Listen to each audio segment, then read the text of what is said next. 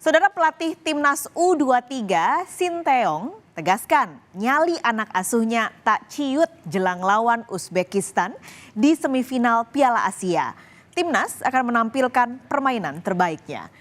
Kendati Uzbekistan menjadi tim yang diunggulkan dalam semifinal Piala Asia kali ini karena tak pernah kalah dan clean sheet selama kompetisi, pelatih Sinteyong bertekad Timnas U23 akan menampilkan permainan terbaiknya. Sinteyong juga berharap dengan penampilan apik, Timnas dapat meraih kemenangan.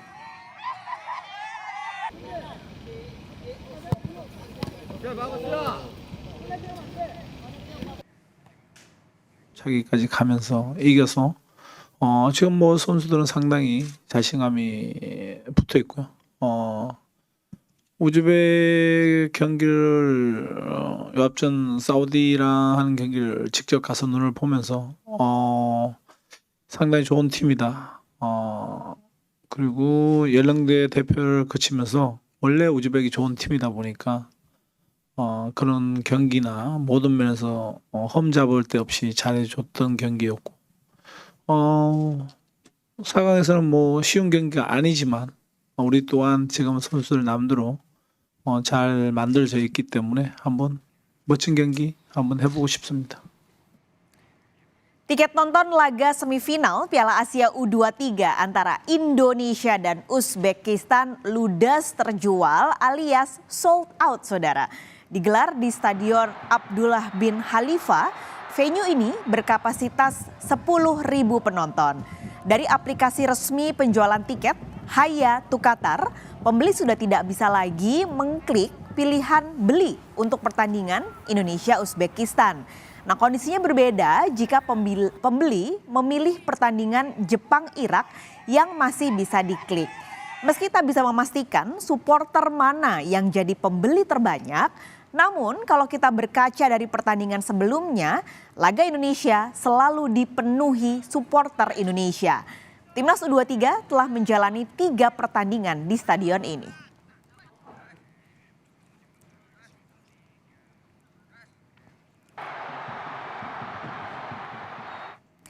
Indonesia sebenarnya bisa dibilang jadi kuda hitam di Piala Asia Qatar tahun ini, saudara. Sama sekali nggak diunggulin, kini Indonesia bisa masuk ke 4 negara yang akan bersaing di semifinal Piala Asia. Wajar ketika Indonesia tidak diunggulkan karena dari sisi peringkat FIFA misalnya, Indonesia termasuk nomor bontot banget di antara negara-negara lain yang bertanding. Kita akan lihat datanya mulai dari peringkat FIFA yang sebelah sini, saudara. Ada 4 negara yang akhirnya masuk ke Piala Asia semifinal, yaitu Jepang, Irak, Uzbekistan, dan Indonesia. Anda lihat peringkat FIFA per April 2024, Indonesia jauh banget dibandingkan dengan negara-negara lawannya di semifinal. Jepang ada di paling tinggi nomor 18, Irak di 58, Uzbekistan 64, dan Indonesia sendiri saat ini di peringkat 134. Nah, peringkat FIFA ini, saudara, merupakan metode yang dihitung dengan metode yang ditentukan oleh FIFA, yang merupakan badan pengatur sepak bola dunia untuk 211 anggotanya. Ini diperkenalkan sejak Desember 92. Jadi penghitungannya sebenarnya cukup rumit. Jadi ada pertandingan selama 1 tahun, ini dilihat mana yang seri, mana yang menang, mana yang kalah, dan juga ada perhitungan seberapa penting pertandingannya.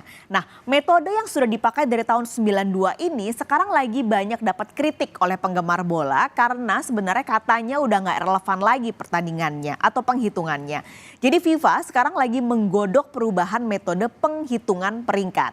Ini untuk peringkat FIFA. Kita geser, ada satu lagi data yang dilihat dari valuasi tim.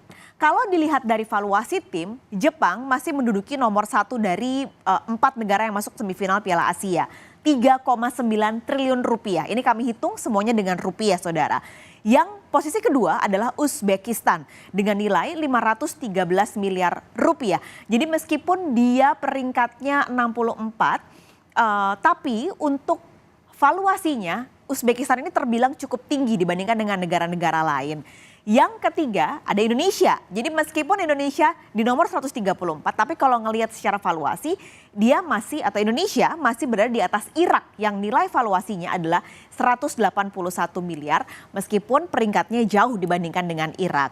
Nah, kalau valuasi ini saudara dihitungnya adalah dari total harga transfer atau harga pasaran seluruh anggota timnas U23. Jadi kembali kalau kita bandingkan antara Indonesia dan juga Irak meskipun secara peringkat jauh sekali, tapi kalau dilihat per pemain yang ada di skuad Garuda Muda bisa disimpulkan lebih mahal dibandingkan dengan pemain timnas U23 Irak. Padahal sebenarnya penghitungannya sama karena kedua negara ini jumlah skuadnya di timnas U23 sama-sama berjumlah 23 orang. Lalu siapa pemain dengan valuasi tertinggi di tim U23? Kita lihat ya dari, saya kembar nih sama-sama pakai baju merah. Oke, kita geser dulu ke yang nomor 1, ada Rizky Ridho dengan valuasi dan termahal saat ini yaitu pemain bek tengah Rizky Ridho yang saat ini tergabung dalam klub Persija Jakarta, nilainya 6,95 miliar rupiah. Nomor 2 ada bek kiri dari tim U23 Nathan Choa-aon dari tim Heerenveen dengan nilai pasarnya adalah 6,08 miliar rupiah. Ini posisi kedua. Nah, posisi ketiga ada gelandang tengah Ivar Jenner, nilainya adalah 5,21 miliar rupiah. Saat ini Ivar Jenner memperkuat tim Utrecht 21. Lalu kita geser lagi nih, nilainya sama nih sama Ivar Jenner yaitu Marcelino Ferdinand, gelandang serang di tim U23 dengan nilai sama yaitu 5,21 miliar rupiah. Selanjutnya ada yang nilainya sama juga yaitu di posisi 5 dan juga 6 ada Bagas Kava dan juga Ramadan Sananta yang nilai pasarnya saudara sama-sama 4,78 miliar rupiah. Kalau Bagas Kava saat ini menjadi pemain bek kanan dan memperkuat tim lokal Barito Putra, sementara Ramadan Sananta saat ini memperkuat Persis Solo. Kalau kita lihat dari 6 pemain yang saat ini menjadi 6 pemain termahal di tim U23, ini imbang ya antara ada 3 pemain yang memang memperkuat tim lokal Indonesia, tapi ada juga 3 pemain yang saat ini memperkuat skuad asing. Artinya kalau kita lihat secara 6 besar saja harusnya bisa dibilang kalau pemain lokal Indonesia ini nggak kalah dengan mereka yang berlaga di tim asing. Tapi kalau kita lihat secara perbandingan nih, secara total di 23 pemain U23, pemain yang bergabung di tim asing atau yang ada di luar Indonesia sebenarnya komposisinya terbilang lebih kecil dibandingkan dengan timnas senior, yaitu 26% dari total pemain U23. Kalau kita bicara soal pemain, soal Indonesia masuk semifinal Piala Asia, yang nggak boleh dilupakan adalah yang juga nggak bisa kita lepaskan, ini pelatihnya, yaitu yang saat ini memegang timnas, Sinteyong, yang ternyata Indonesia cuman punya 2 pelatih saja saudara yang berhasil bertahan di atas 5 tahun melatih timnas secara berturut-turut dalam 5 tahun.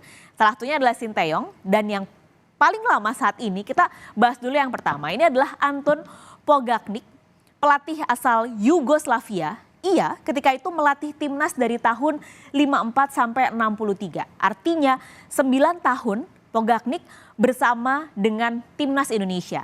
Waktu dipegang oleh Pogacnik, banyak sekali prestasi yang ditorehkan oleh timnas. Salah satunya adalah medali perunggu Asian Games tahun 58 yang kala itu digelar di Tokyo, Jepang. Pogacnik juga jadi satu-satunya pelatih yang mampu membawa timnas ke Olimpiade. Itu terjadi di tahun 56 digelar di Australia. Tapi akhirnya di tahun 63 Pogacnik ini mundur.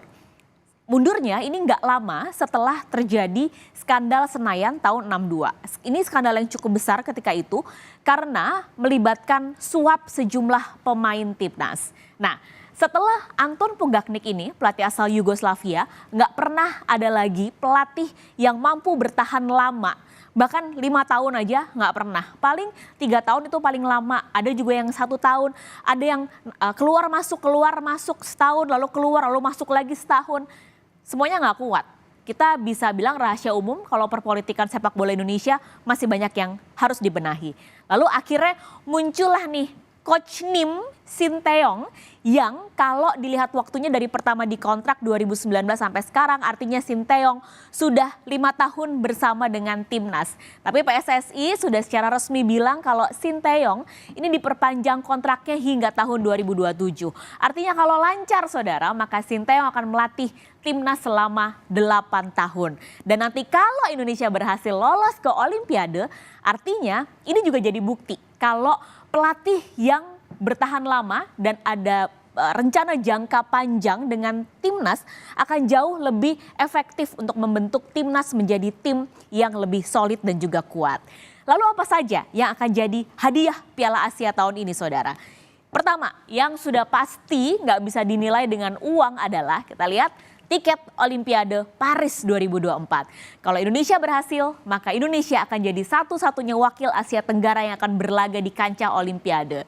Indonesia sendiri sebenarnya tercatat di Piala Asia ini sudah 5 kali berpartisipasi sejak pertama kali digelar tahun 2013. Lalu saudara, hadiah kedua adalah trofi asli dari Piala Asia. Tapi ini sifatnya hanya dipinjamkan saja, nanti akan dikembalikan dan tukar dengan trofi replika. Lalu medali dan yang terakhir adalah uang tunai. Tapi besaran soal uang tunai ini belum secara resmi diumumkan oleh pihak AFC. Tapi kalau kita lihat dari 2023 Piala Asia, tim yang kalah di semifinal ini mendapat $1 juta, lalu runner up $3 juta, sementara pemenang mendapat $5 juta. Tapi sekali lagi uang pasti nggak penting saat ini, kita berdoa bersama-sama tiket Olimpiade bisa dipegang oleh Indonesia.